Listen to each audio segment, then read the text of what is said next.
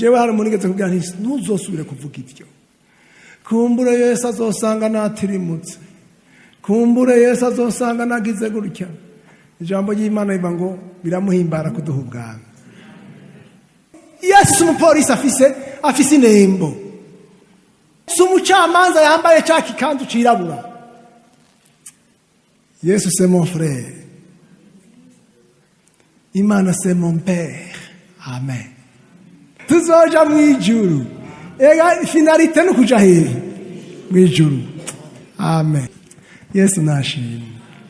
Naho no gukunda cyane ntushobora kuragwa ivyo wanje. Puisque tu n'es pas mon enfant. Mugabo umwana wawe naho yoba ikigaba kinyura umogi utegezwa kumuraga. Puisque c'est ton enfant. Imana nishobora gupfa guheba ngo iguce icuwo yavyaye. Amen. Comprenez que la relation iriya umuntu yaronse mwemu yera n'Imana, c'est une relation de parenté. Nico gituma mwemu yera afise igikorwa ca protection, purification et projection. Amen. Umuntu ari mu mwemu yari protégé. Puisque nous umwana w'umwami w'abami igisoda cy'ijuru kiri déployé pour lui. Nico gituma umuntu yarose mwemu yera abafise agaparsera ko mwijuru. Kuko icete cy'uko aragwa cyaragize cyarasinywe. Bibiri ivuga ngo numuraganwa wandi numuraganwa na Kristo. Puisque ikibanza cyo gisumbisha abamarayika azafise intebe impande yande ya Yesu. Amen. Muneze vraiment nagenda bari akakiza c'est la joie. Agakiza c'est la paix. Agakiza c'est le bonheur. Agakiza c'est la liberté. Amen.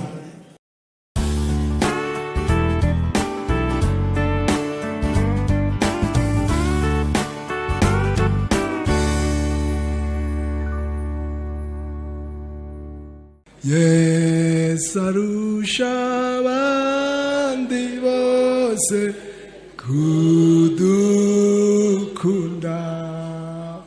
harusha kw'abavindimwe bakundana, n'abo dukunda bose duharuruka cyane we naho yohemukira abakunda.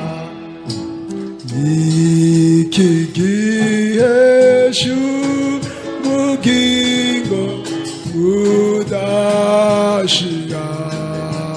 sukumenya Yesu wacu adukunda, hamwe twari tuzimiye yaturondeye nk'intama, aratubona tuzana imuhira. Umukunzi wacu mwiza kandi akunda kuduha imigisha myinshi, imbabazi, imitima yacu ikunda kumwumvira muri byose no kumwizigira cyane tudatinya.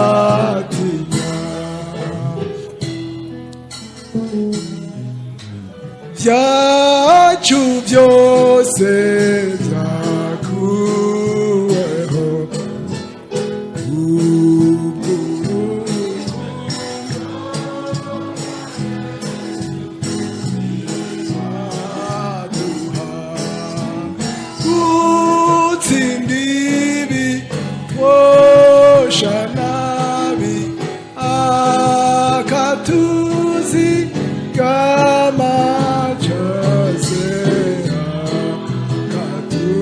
tujana mu nzira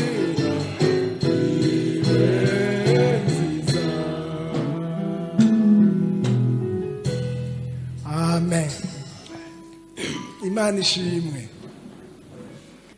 Ngomba tuvugane ijambo ry'agakiza, kuko dukizwa kubw'agakiza, duharigwa ivyaha kubw'agakiza, dutsindanishirizwa kubw'agakiza, siko turonka mpwemu yera kubwo kwizera, duharigwa kubwo kwizera. Ngira ngo ngaha mwarasomye igitabo c'abaroma, niho hari insobanuro ya kristoloji yose. Twihana kubwo kwizera, duharigwa kubwo kwizera, dutsindanishirizwa kubwo kwizera. Sinzi ko muriko muranyumva. Tunesha ivyaha kubwo kwizera, turonka mpwemu yera kubwo kwizera, tuzoja mu ijuru kubwo kwizera. Mugabo ushobora kugira ukwizera no kwita ukwizera kw'abadayimoni. Abantu benshi bafite ukwizera la foi des démons. Ngomba tuvugane, en fait agakiza n'urugendo rurerure. Wewe uraza kubona aho ugeze. Muriko muranyumva? Gukizwa c'est un processus. Ujya munsi upfukamye ni kimwe. Urabona la conviction du péché. Je suis coupable devant Dieu. Hajya nasiguye umuntu abakonvenki gute ni ukumenya ko wacumuye ku Mana. Nagira ngaruke abantu bose Imana irabakunda, siko nta cyaha na kimwe wokora cyotuma Imana ikwanga, kuko Imana mu kamere kayo iragukunda. Nta n'iciza na kimwe wokora cyotuma Imana igukunda, kuko naturellement Dieu t'aime.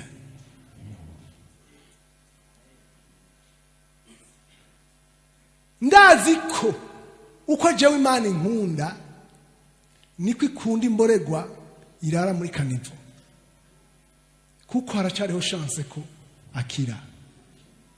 Muriko muranyumva? Bamwe bambwira ngo no, ngo ntubivuze nkuko bivuga. Niko Bibiliya ivuga. Bibiliya ivuga ngo asiga 99 batabanza kwihana akaza kurondera abagize, abazimiye igafata umwanya muremure. Amen.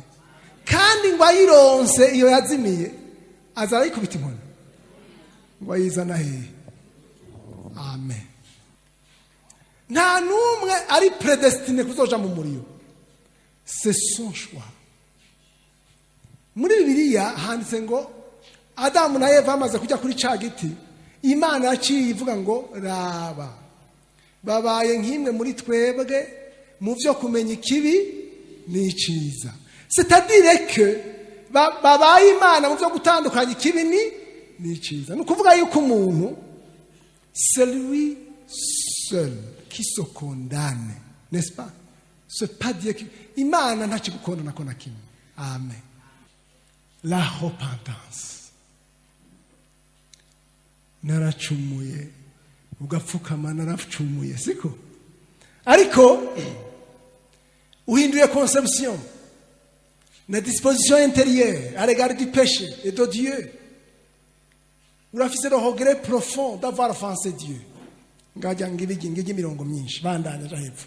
Le pardon. Imana ikuye iki? Ikuye ryajwe rikwagiriza. Turi ku ijambo ryitwa gakiza. Uriko muranyumva? Ndi ku ntambuko zagakiza. Ari ku ntambuko wapfukamye wihanye. Urahariwe. je dis la même chose que ce que Dieu dit concernant mes péchés. Uratuye ati nukuri ivy'Imana nyagiriza nagizeni narabikoze la foi. Aha rero mumbaza ikibazo muti none ukwizera kuri mugakiza. Ukwizera kwerekana iki? Ni preuve y'agakiza. Muga nabwiye nti umuntu ashobora kugira une foi de démon. Kuko ibisigo birazi ko Yesu ari umwana w'Imana. Birazi ko yapfuye akazuka. Birazi ko ariko mbega none ibisigo byose nga Yesu. Vyokora ibyo Yesu akora. Ibyo Yesu avuga. Abantu bangahe bari mu mashengero bazi ko kuri Yesu ari kuri ijambo ry'Imana kuri ariko bagomba bakora ibyaha. Bafise ukwizera ko abadayimoni. Kuko bafise le même comportement que le comportement des démons. Bafise inyifato yiki y'abadayimoni. Ushobora kugira la petite foi. Ukwizera guke. Kudashika ukwizera guke nukwizera kudashika kabuto ka sinapi. Akabuto ka sinapi ni gato. Nageze kwa nazifise ndazigishiza ko nazitanga zose. Ukwizera guto kuzana dute. Ntigushobora gusirimonta dute. Kandi tugiye mu kwizera guke twagusobanura. Abantu benshi musanga muri mu kwizera guke.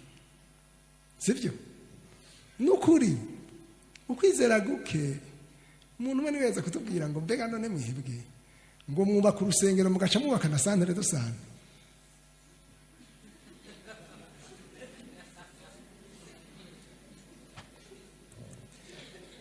Ngo masobanura iki kintu kuko ngenda babaze ubwenge n'ukwizera birajana. Hari umuntu azagize ngo ni bande bemera kuko ubwenge n'ukwizera bijana. Aho mwozana ikidabira kikizera. Ukwizera kuzanwa no kugirana.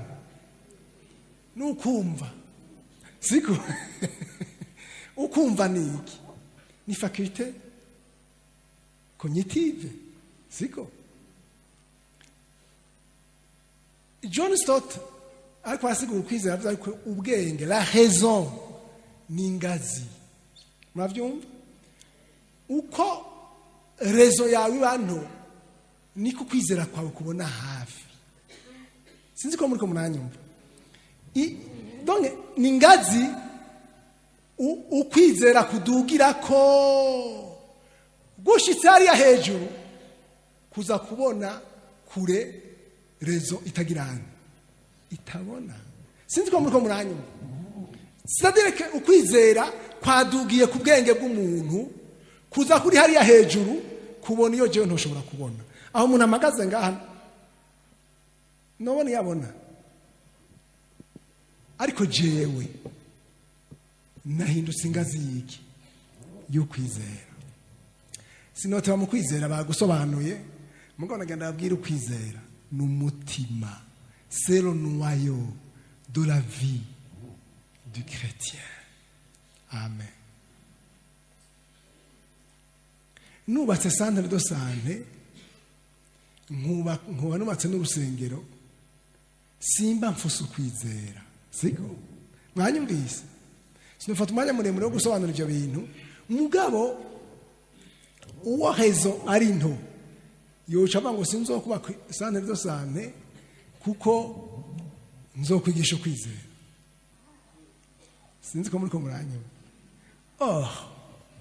Ubwo bwenge bwose bwatoye iyo miti n'abaganga n'ibiki c'est Dieu. Amen. None sivyo.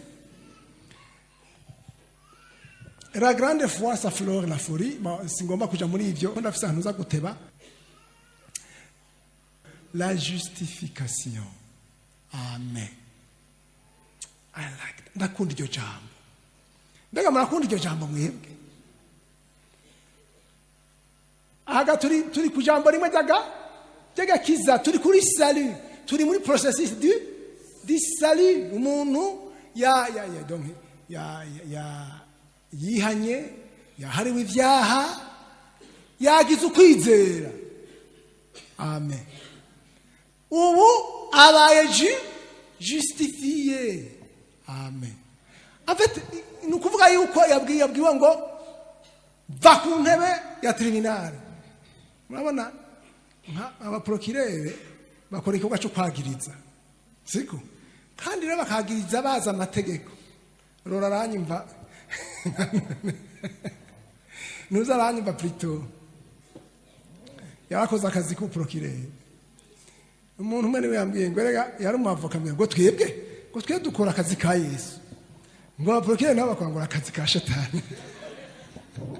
Ariko sibyo abakristo bakora nk'abakristo. Urumva kubera Satani ari accusateur, hanyuma Yesu nawe agakora.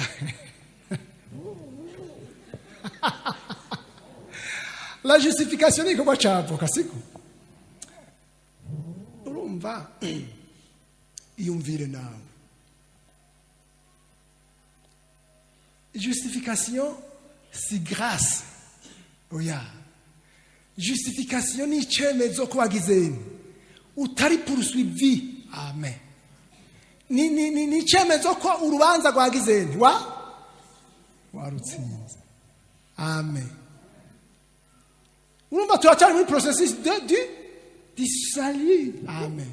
Urahagurukijwe ku ntebe, urubanza ruraheze, hari abamonse theologie ndende bafatiye kuri justification bagashaka ngo byose byaraheze naho mwocumura byaraheze abantu bose bazoja mu ijuru kuko Yesu yarahejeje byose. Sivyo. La justification. Amen. Nimugira ngo twabaye justifié mu bintu byoroshe. En fait, sur la croix, nous avons échangé le rôle avec Jésus. En fait, c'est-à-dire, jewe ndi condamné. Mfise ububi. Ndi condamné. Iyumvire umuntu yicaye harya bamucira ubanza ko gupfa. Hanyuma agacaza umuntu amubwira ati ngiye ndapfa mu kibanza cyawe. La théologie de la croix ivuga yuko tweshanjije amahole. Ni ukuvuga yuko jewe mubi ndi condamné. Yesu yaciye afata ma condamnation. Uranyumva? Acha arakonsoma la punition. Yose arayiheza. C'est comme ça que nous avons été justifiés. Amen. Ubaye justifié rero, ce n'est pas fini. Amen. Ce n'est pas fini parce que la justification ne fait rien. Elle s'arrête là. Amen. Igikorwa kindi gica gikorwa nande nuko ajya kukorwa cha sanctification izofata igihe kirekire. Amen. Hari waciye agarukira harya mugabo hashaba ikintu bita la nouvelle naissance. Bibiliya ikoresha indi jambo ryitwa une nouvelle créature. Amen. Aha rero sinibaza ko abakristo batahuye amajambo. Vraiment. Ndababara ngezaha. Je souffre s'il vous plaît. Ngezaha je souffre puisque n'abapasitori usanga tutarahashika. Twagarukiye kuri puisque la nouvelle naissance c'est déchirer la carte d'identité. Amen. Puisque je n'ai de nouveau, je n'ai plus de souche. Ah, oui. Est-ce niyo rosette yananiye kurya abakretente y'uno munsi yabananiye kumira niyo rosette badashobora kumira puisque c'est ta mère. Ariko tugeze harya bizohava bitugora kuja mu ijuru. Puisque murabona c'est à partir ya twebwe Imana twitwa le peuple de Dieu. Kubisanzwe Zoai changela Zoé de Dieu, c'est-à-dire être déraciné de la terre ugaca utegwa mw'ijuru. Et comme ça tu consommes la substance ya hehe yo mw'ijuru. C'est ça la nouvelle vie. Amen. Parce que Imana yahamagara Aburahamu amfite agakiza gatangwa n'ijambo ryitwa sortir. Amen. Agakiza gatangwa n'ijambo ryitwa sortir. Utarasohoka ntushobora kwizera. Mugabo ukwizera niho kuja gutuma ugira l'acte de sortir. Amen. Aburahamu yari hariya mununzi wabo basenga ibigirwamana, mbwa Imana yamubwiye ngo sors. Amen. Ubwa mbere yamubwiye ngo ave. Soma, c'est très difficile à accepter. Soma, Genèse 12. Amen. Genèse 12. Murabona kubera iki? Genèse 11. Hari habaye iki? Abantu bari birobeye contre Dieu. Bagomba gushikira Imana bakoresheje ubwenge bwabo n'ubushobozi bwabo. Hanyuma Imana ibasukamo nde? Confusion. Imana, c'est-à-dire qu'Imana a donné confusion. Mu bantu bose bakwisi. Il fallait recommencer. Amen. Il fallait recommencer, n'est-ce pas? Muri théologie yitwa texte programmatique. Amen. Texte ya programme y'Imana. Soma twumve. Wa undi yamya soma ninde? Soma. Genèse 12, itanguriro 12. Soma à partir du premier verset. Uhoraho abarira Aburahamu ati ubwa mbere va hehe? No mu muryango, no mu nzu, uje mu gihugu nzogirana. Amen. This is hard. Ibintu ntibigoye. Puisque c'est-à-dire c'est couper toutes les relations. C'est couper les chaînes. Amen. Chaîne tunagumiza hehe? Mwisi. I'm sorry. Ndabivuga ko c'est le salut. Amen. C'est ça le salut. C'est là où dushika, on a kijijwe. Narahariwe ivyaha, vous le chantez, mais vous êtes toujours chez vous, n'est-ce pas? Urachari mu muryango hariya. Urachari mu byaha bya hariya. Urachari muri biriya. Abigisha bamwe agaca bazana imivumo y'abasogokuru n'iyabande puisque ntimwagize ntibyacitse. Amen. Abrahamu yarasohotse. C'est ça que j'appelle le salut. Urugendo Abrahamu yagize, c'est le processus du salut. Amen. Murabizi yuko paza mbere yagize, il est sorti. Mugabo naho yasohotse yakurikiwe nande? Na Loti qui n'a pas reçu l'ordre de Dieu, n'est-ce pas? Aramuherekeza. N'ubu baracaduherekeje. Hari n'abaza akaza parce que dufise ibyo dupfana mu muryango ngo ndakijijwe. Hari n'uwuza kubera umugabo yakijijwe ati ndaje ndakijijwe, umugabo yakijijwe nta bindi. Mugabo ntigeze yumvijwe ryande. Ntigeze aronka l'ordre de sortir. Arazi baza ati kubera ko dusanga barozi mu nsengero. C'est parce que baherekeje abandi. Murabona rya rugendo rwiwe aragenda, Imana iramureka aragenda barashika Harani, ntuze bari kumwe. Hanyuma ibihari biratangura abamungere barashwana biraba nabi kuko hari uwakerekeje atamagamo. Hanyuma irifare je nari bajigituma kubera iki irafari beaucoup d'années kugira ngo Sara byare. Muri biya ntitubibona, none mwe mwimvya ko ari kubera iki?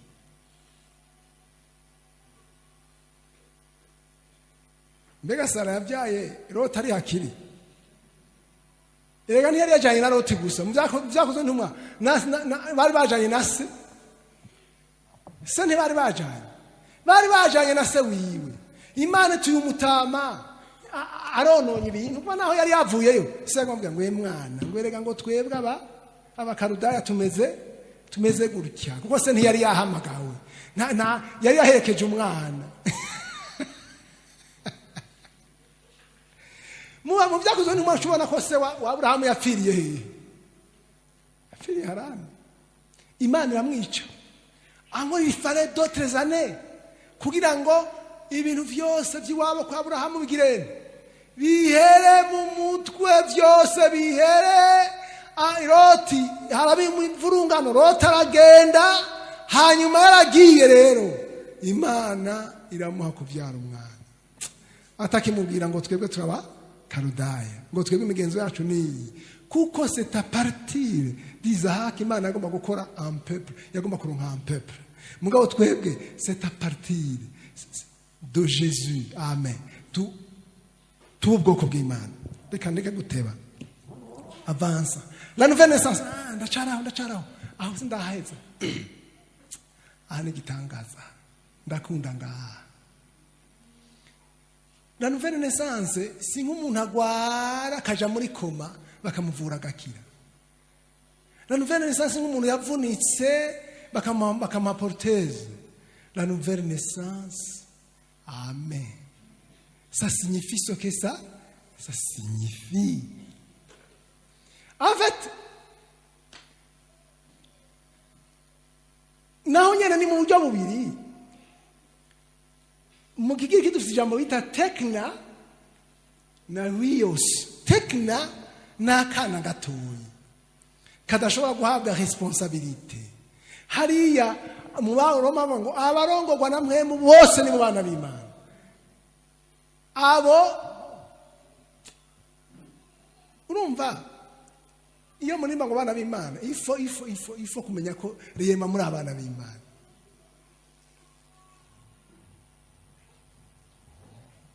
tekna ashobora kuba abatijwe muri mwemu yera mugabo atarakura mugabo avutse siko avutse rero il faut tous les soins nuko bari bébé amakosa ushobora gukora nuko wumva ngo ukabona ko ahawe mwemu yera ugacumura mugira mukuru wa korale ntabyo azoshobora kuko ni bébé akeneye gufatwa izosi huyose nawe yararamye ashobora kuragwa ashobora guhabwa des responsabilités reka tubandanye mwanya uri kuragenda hanyuma la réception du Saint-Esprit évidemment ngaha hariho abantu barasobanura bamwe bagira bati umuntu avuka ubwa kabiri atararonka mwemu ariko jewe nizera ko umuntu avyagwa na mwemu amen n'ishengero ryavyawe na mwemu umunsi mwemu yaramanuka n'ishengero ryavutse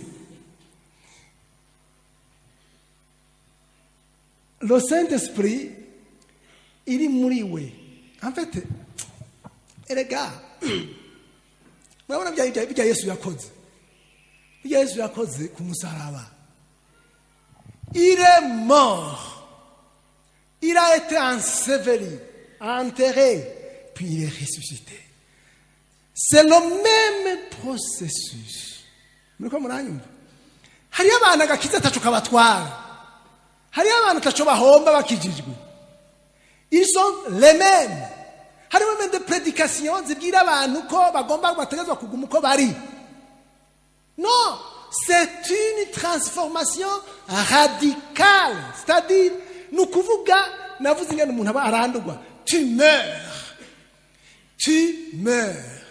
amen si tu ne meurs pas être enseveli pour ressusciter avec Jésus donc kujya mubona byagendeye Yesu niko umukristo bimugendera akijijwe by'ukuri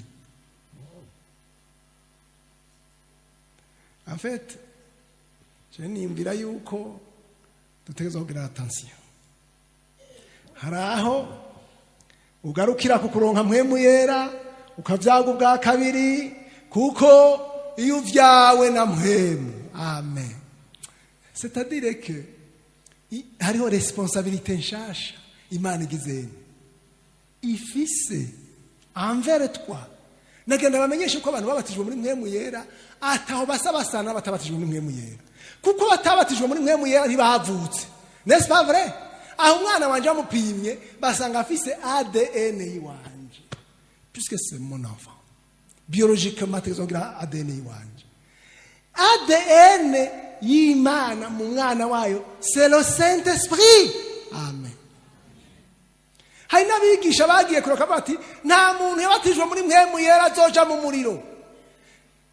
Azojayo mu gihe yanse kumvira mpwemu. Mugabo c'est très difficile k'umuntu yavyawe n'Imana akaronka mpwemu yera, c'est très difficile kwaja mu muriro. Mugabo umuntu ataronse mpwemu c'est très facile yo kuja mu muriro. Aha rero haravyutse ibibazo. C'est comme ça. Naho no gukunda cyane. Siko? Naho no gukunda cyane. Ntushobora kuragwa ibyo wanje. Puisque tu n'es pas mon enfant. Mugabo umwana wawe. Naho yoba ikigaba kinyura umogi utegezwa kumuraga. Puisque c'est ton enfant. Imana nishobora gupfa guheba ngo iguce. Icuwo yavyaye. Amen. Comprenez que la relation iliya umuntu yaronse mwemu yera n'Imana, c'est une relation de parenté. Sinzi ko muriko muranyumva. Nico gituma mwemu yera afise igikorwa ca protection, purification et projection. Amen. Umuntu ari mu mwemu yari protégé. Puisque nous mwana umwami w'abami igisoda cy'ijuru kiri déployé pour lui. C'est vrai. Nico gituma umuntu yaronse mwemu yera abafise agaparisera ko mwijuru. Kuko icete cy'uko aragwa cyaragizeye. Cyarasinywe. Bibiri ivuga ngo numuraganwa wandi. Numuraganwa na Kristo. Puisque ikibanza cyo gisumbisha abamarayika azafise intebe impande yande ya Yesu. Amen. Turi ku ijambo rya Saint-Esprit. Muri mu Baroma ijambo rivuga ngo Abba. Ngibatakisha ngo Abba. Abba nakajambo kakiki aramayike. Abana bahamagara abavyeyi base. Mu migenzo y'Abisirayeli umwana ahamagaye se Abba se yategezwa kumwumviriza. Ndi ku ijambo ryitwa silence du salut. Abantu jewe hari munigeze kubwira nti ntuzosubire kuvuga ivyo. Kumbure Yesu azosanga natirimutse. Kumbure Yesu azosanga nagize gutya. Ijambo ry'Imana rivuga ngo biramuhimbara kuduha ubwami. Ngira nsubire mu ijambo nama mvuga abantu benshi ntibantahura. Jewe ndi sûr. Amen. Ko mu ijuru hazoja abantu benshi gusumba hazoja mu muriro. Kuko Yesu yaragizeni yaranesheje. Amen. Kandi Bibiliya ivuga ngo mu minsi y'iherezo benshi bazovugutirwa batunganywe bizwe. Bibiliya ivuga ngo bangahe? Benshi. Amen. Ahandi naho ngo yabonye amasinzi adashobora kugirana. Guharurika. Une foule innombrable. Baca bambaza bati none ijambo ry'Imana rivuga ngo iryo remba baricamwo ni bake. None siko byanditse. Abantu bazoja mu ijuru baciye mu irembo ripfunganye bitwa n'abahizi b'Imana. Siko? N'abahizi b'Imana. Hari abantu usanga ngo sindabizi ko nzojayo ntavyo nzi. Jewe ndazi ko nzojayo. Nukuri. Je peux même signer. Naho bozana bati musinye abazoja mu ijuru. Je serai le premier à signer. Kuja mu ijuru. Kuja mu ijuru ce n'est pas difficile. C'est très facile. Amen. Ah oui. None ni wavyishoboza. Aho wabishobora wewe. Na dogiteri yirukana umugore yavyaye ari dogiteri mu biharuro. Ngira ngo yaba hari formule biraba ngira ngo yari kwira. Tuzoja mu ijuru. Ega finalité no kuja hehe mu ijuru. amen. Yesu nashimwe. N'ubundi ko ndababarira jewe mfise ubwoba ko tuzohava dusanga ari twe twibujije kuja mu ijuru. Mugabo Imana ntihomba, niwe wihomvya. Imana ishobora guhomba. Ubu ndiko ndababarira hari umuvyuru uteye ubwoba muri Asie du Sud. Hari kwakora ibitangaza bidasanzwe nka bimwe byo mu gihe cyo muri ntuze cyo muri civyakozwe n'intumwa. Mu bihugu bya za Laos umuriro ukaka aho mu kirere bakagira ngo nk'ujya muri wo muziko ukamengo ni yasoko y'ubujumbura hiye. Aba monk bariko barihana, aba patiri b'ibigirwamana ba Confucius ba Buddha bariko barihana, kandi bihana bazi ko baca bacibwa izosi bagapfa. Mugabo twebwe ubu n'umunyabyaha agira ngo na jewe ndakijijwe. Ubu ndiko ndababarira ishengero rigwira cyane riri mu gihugu ca Iran. Ibiharuro ndabifise. Ishengero rikorana rikaba rinini riri muri Iraq. Pour vous dire que Imana iri kurakora ibitangaza. Mugabo tugira attention kuko twebwe dushobora gusanga turi muri babandi bavuga ngo naguze inka. Ziko ngiye kuzirimisha birumvikana vraiment.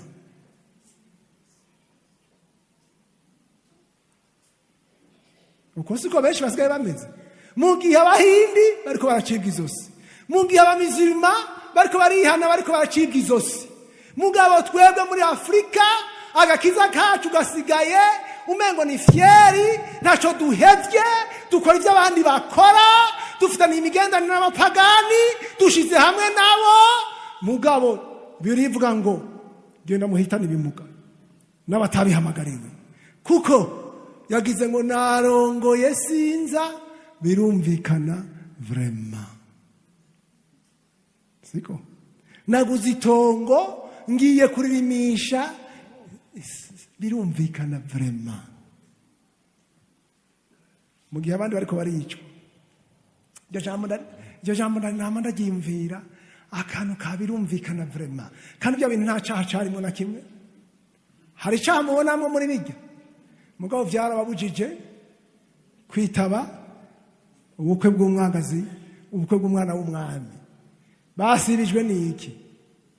Umwitwarariko w'ivyubu bugingo kandi byumvikana. Umwanya w'Imana abantu bateguye, Imana bahezagire ko twaronse umwanya w'Imana. Turi muri processus du salut, la certitude du salut.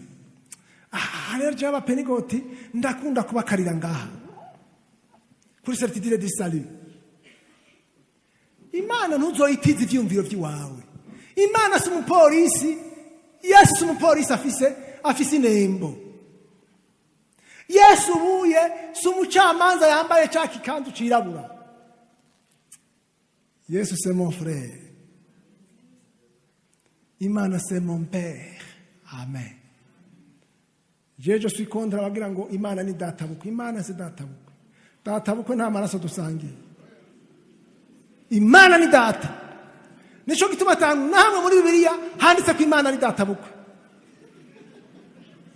Handitse ko Imana ari Amen. Ego brem. Imana ni data. Kandi munezerwe turafise twarakijijwe brem. Ukabutakijwe nawe have wihana neza. La certitude du salut, Imana nta yente rifise yo kunyubira ngo gwinzambira vuze. No. None ni murabona abantu bacu bagwara barabanyantege nke bakadutuma ko tukaza kubihanisha neza. Abapagani bangahe twihanisha mu mahopito, mwoharura abantu bihana ku munsi mu mahopito banganiki. Ariko babirumvikana vraiment. Abazwa basiba vraiment.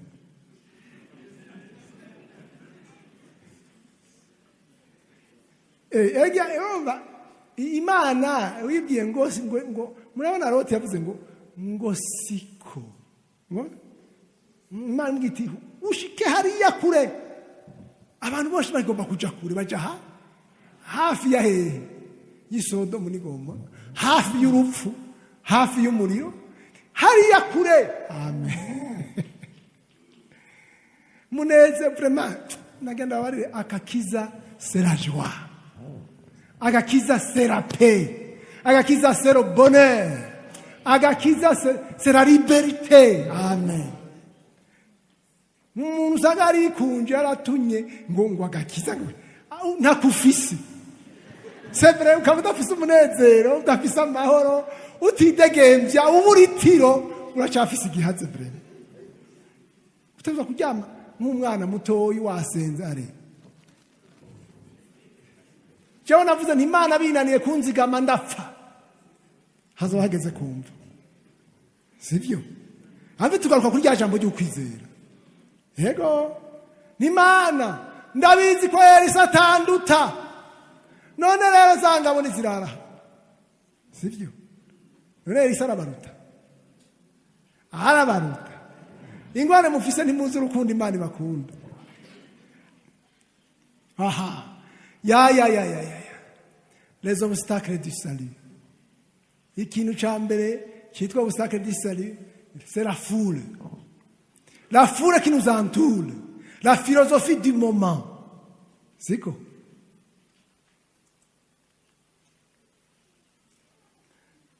no hapafatira umwanya muremure ukwizera kwabo ni mediocre iyo furi twiti tukikuje ukwizera kwabo ni mediocre mugabo ça nous contamine la foule contamine et aveugle nuko murangurikira twebwe ni turi messieurs tout le monde nuko muranyu twebwe ni turi messieurs tout le monde nous sommes des élus amen nous sommes des enfants de Dieu qui turi dans la foule turi mis à part pour Dieu c'est comme dans le jambo d'Imana ivuga nous avons été retirés déracinés du monde amen ahoreraho tugifise les mêmes appétits que les païens tukiniganira le même plat ça devient un problème.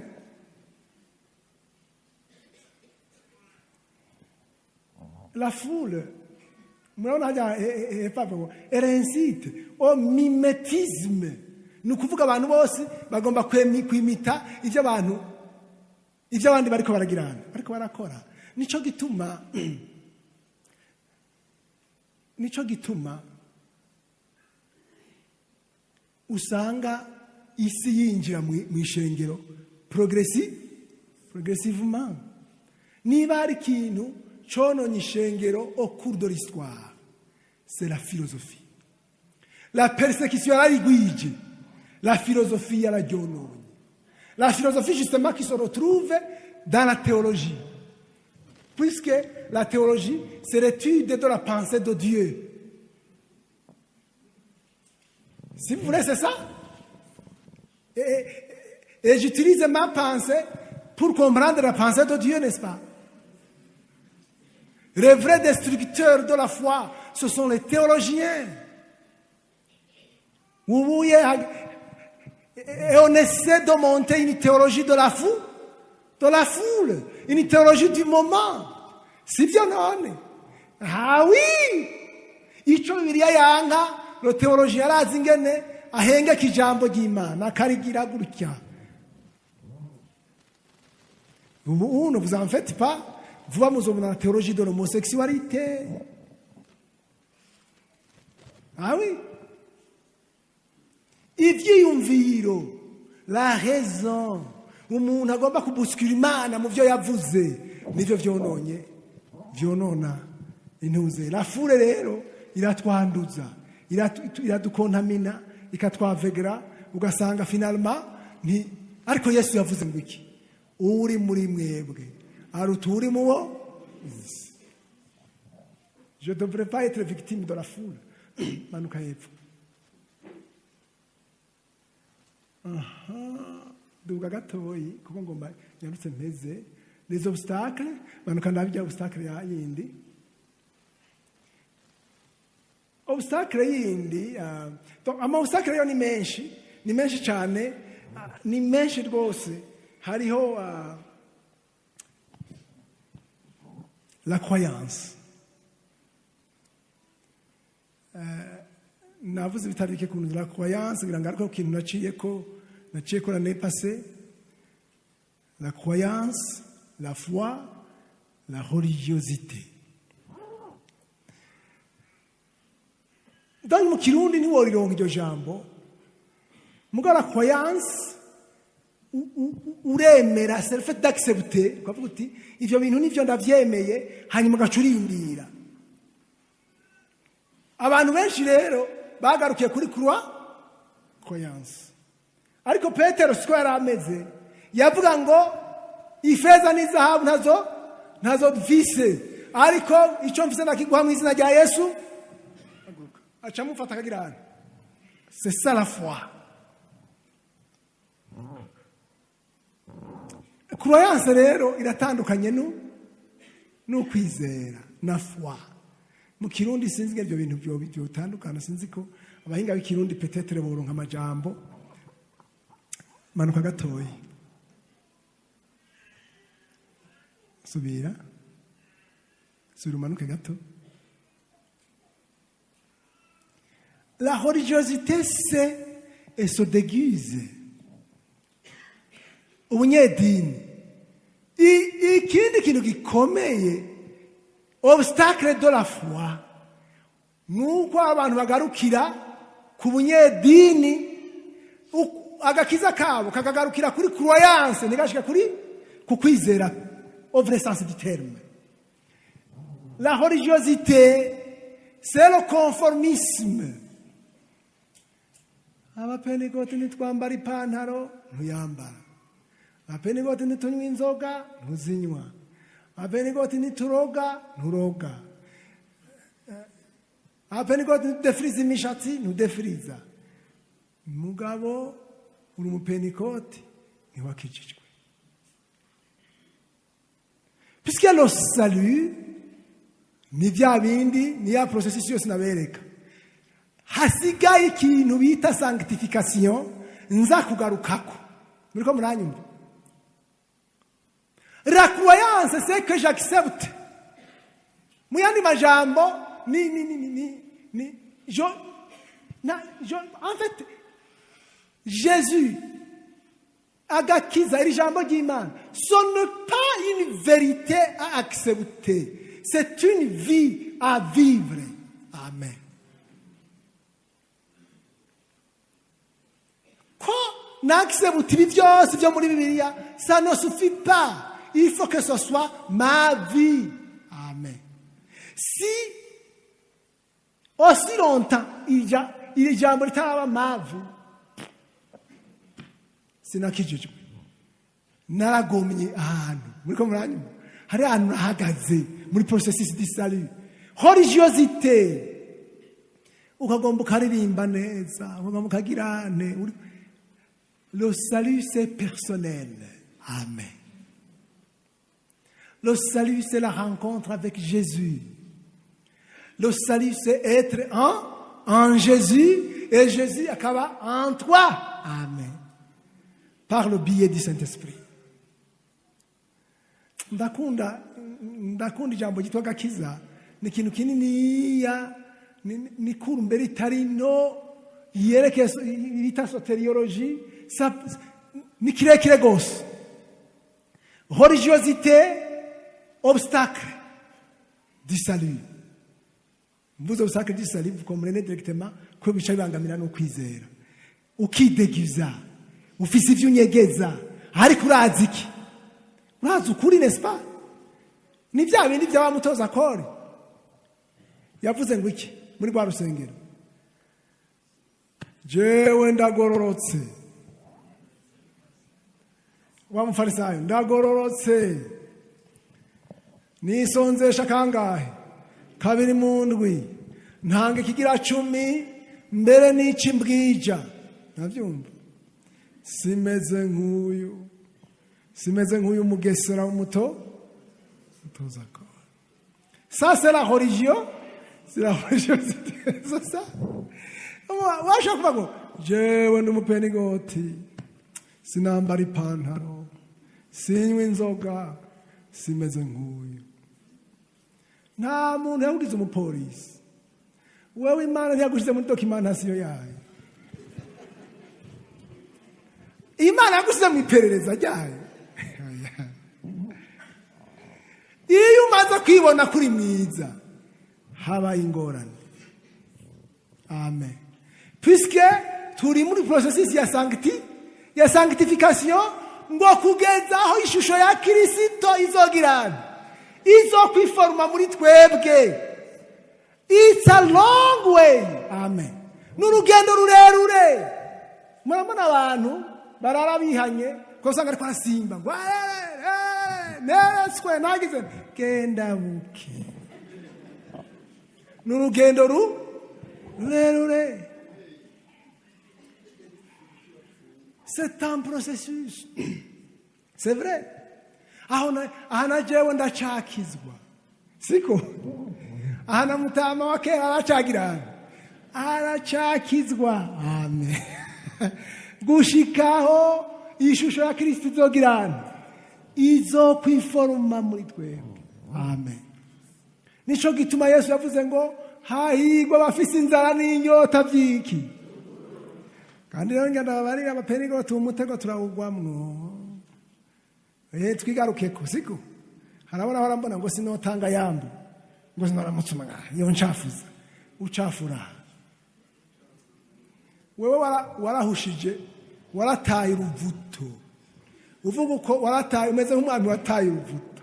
Kuko twebwe la Bible missionnaire. Amen. Abakristo bose ni mission. Kwa Yesu yavuze ngo nimugende. Siko? Mahanga yose. Intumbero yaje no kuzana umuntu kuri Kristo. Nta ncafuza. Mbega Yesu ko yaraye mu masega waje.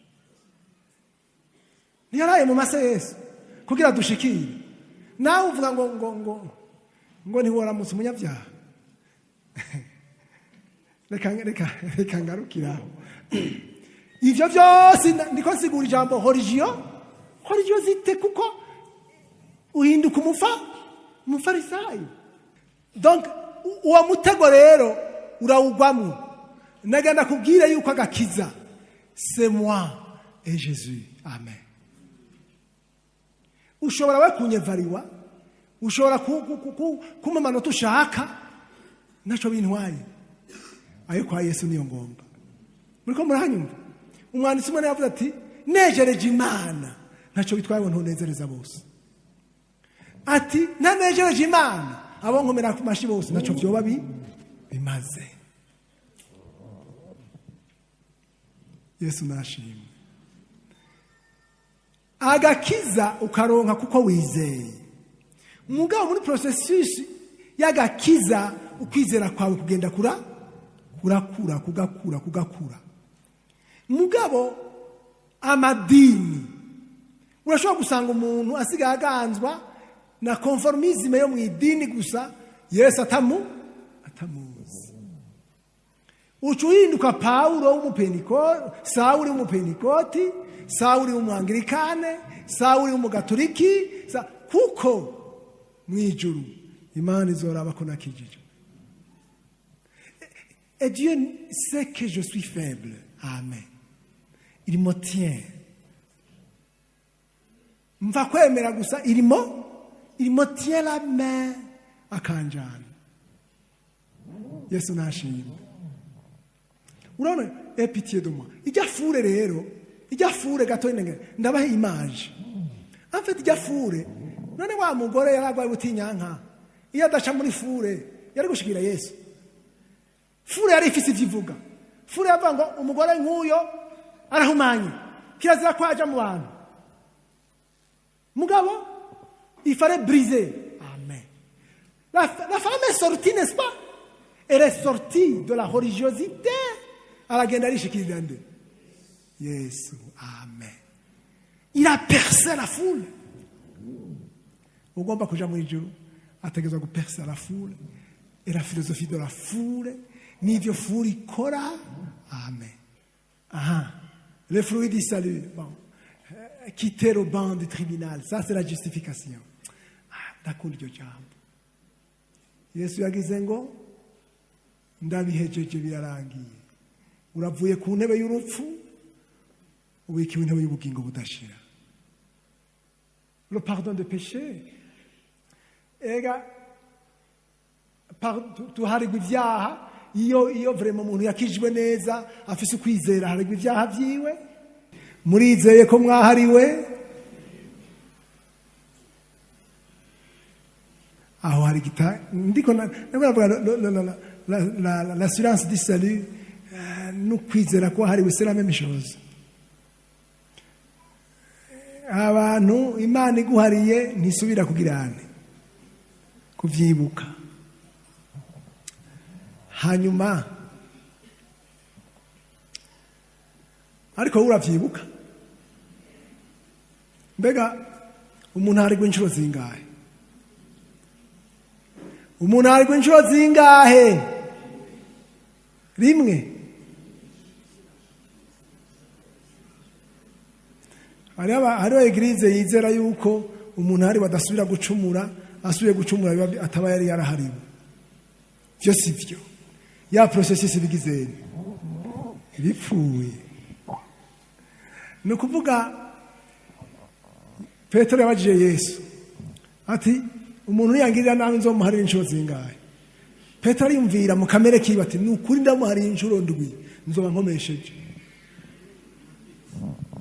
Yesu racha mubwira ati yo ati uzomuharira indwi inshuro 70.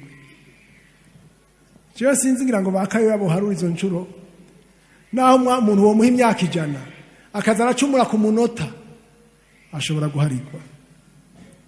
Ubwo Paulo yavuze ngo none dukora ivyaha ngo ubuntu bw'Imana bugwire birakagirane biragahera. Amen. Mugabo chaque fois umuntu arize imbere y'Imana yihana avec un cœur Imana yamuharira umutima ubishaka. Yesu yarazi ko ingorane izoba, yarazi ko Petero azomucumurako imyaka myinshi, ati nzokwama ndi dispose à te pardonner. En fait, ingorane twe dufise ntituzi la personne de Jésus, ntituzi uko Yesu ni mwiza. Siko birivuga Yesu ni urukundo n'umunyembabazi, igihe cyose azoba kiruko. Amen. Abantu bazoja mu muriro non pas parce que Jésus abanka, mubazoja mu muriro kubera Jésus ari juste. Il n'est pas seulement amour, mais il est aussi juste. Amen. Igihe rero azokwambara ikanzu ya justice, abantu bazoja mu muriro vraiment. Mwavyumvise? Le pardon des péchés.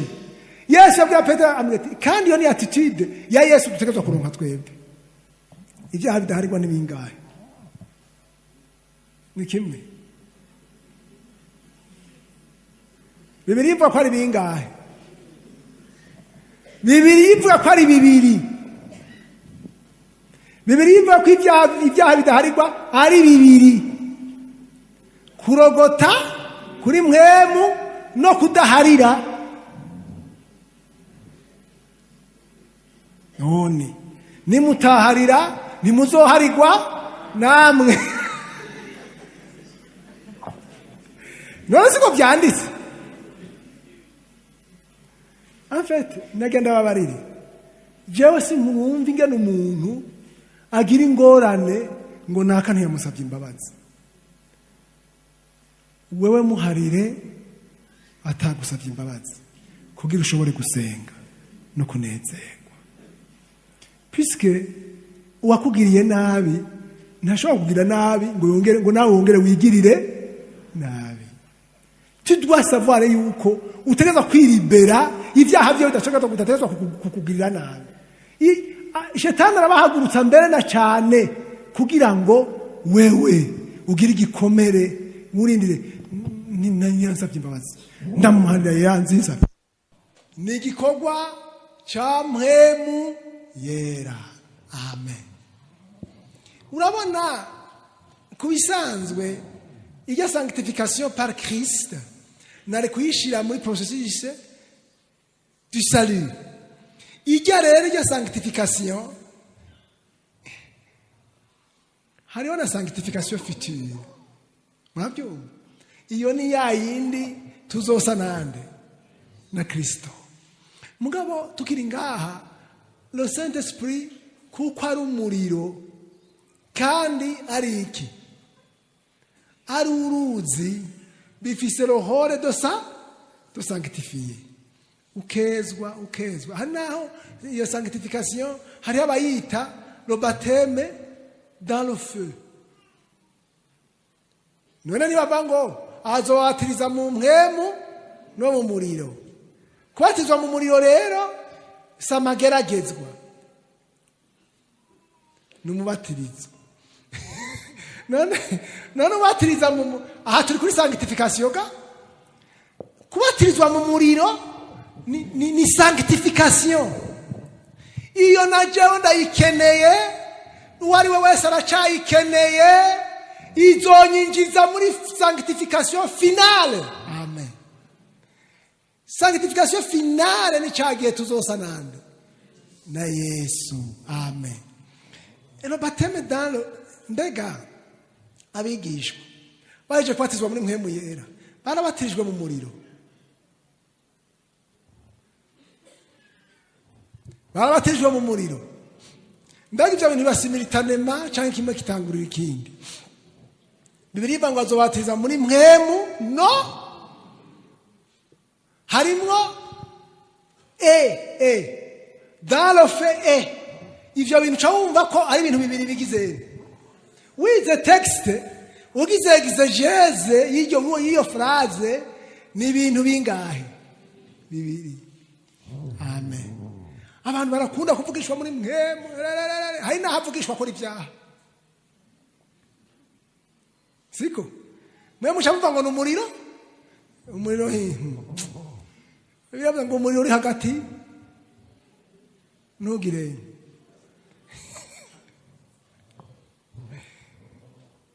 iyo muri ko murarimba mvugutira kandunjure inkamba zimbenwa umpinduri chuma chawe uhoruhoresha. Iyo bateme ni muyishaka. Amen. Iyi bateme ni gihe urabona ba Petero baje kuronka mpwemu. Petero agahagarara ati ndababwiye uri wa wundi mwabamba yarazutse hakihana ibihumbi bingahe? 3. Genda tangwa gukiza abagwaye bati ja mwibohero. Aha gasoda bangahe hajya abandi ngaha aratanga imwatirizo wiki. Wo mu muriro barashwiragira bacha barashikana handi hose. Mbega Yesu yararonse umwatirizo mu muriro. Aje kubatirizwa muri Yorodani. Uravye ugo rugendo yagize uvuye kuri Yorodani ijya misozi yageragerejwe ko n'imisozi iri hejuru y'Yeriko. Urayibona neza uvuye Yorodani nk'iyo nko kilometero nk'ijana. Ushika Yeriko ibisozi birebire bitagira ikiti by'ubugaragwa. Ni imodoka nishikayo baca kutuntu twatuntu tuca mu kirere ngo fye agashima gaca baja kurabayo. Hari ahantu Bugesera. Murashaka umwatizo mu muriro wapi? Imana ibahezagire. Iyo ni sanctification. Amen. Nukuvuga inzambi zorinda ivuga tukiri muri processus du salut. Mugabo tuguma tuva mu bwiza tuja mu bundi ni kujambo ry'Imana rivuga. Tutunganywa. Yesu nashimye. Mumbaza ibibazo muti mbega none umuntu acihanye aba ari kandida yo kuja mu ijuru. Muriko muranyumva? Mugabo duhawe kuba ngaha mwisi dutegerezwa kuguma tuja imbere twezwa tubatirizwa mu muriro twezwa Imana dusubiza mu ziko nuko tukabicuma gihiye. Yesu abahezagire. Mwibuke yuko abadukikije nibo ntambamyi y'ukwizera kwacu. Ubunyedini na religiosité niyo ntambamyi y'ukwizera kwacu. Croyance igarukiye ngaho, yemera gusa ikarindira idakora, iyo nta kintu bishobora kumara. La foi c'est la vie. Muriko muranyumva? Ukwizera kukuri la foi. Atari croyance, la foi. Amen. La croyance donne naissance à la foi. La foi, c'est que je vis. Amen. C'est que agakiza kahindutse mon comportement. Ijambo ry'Imana ryahindutse mode de vie. C'est ça la foi. Amen. Ningene ndiho. Apana ko donc la croyance ikujana muri religiosité. Agakiza, la foi, c'est kirazira. La foi, c'est la réalité. C'est la vie en Jésus. Amen. Imana bahezagire. Alors, turi mu rugendo rwa sanctification. Haraho utabishaka kuba sanctifié, ariko il faut toujours chercher ukwera, sans laquelle personne ne verra le Seigneur. Amen. Imana bahezagire. Turacafise ibyo dukora rero. Mwami wacu Yesu mukunzi, turakugomba, turagushimiye mwami izi nyigisho. Udufashe tubandanye muri iki gikorwa cyo kwezwa. Amen. Kandi bituza tubirengere mu izina rya Yesu Kristo. Amen.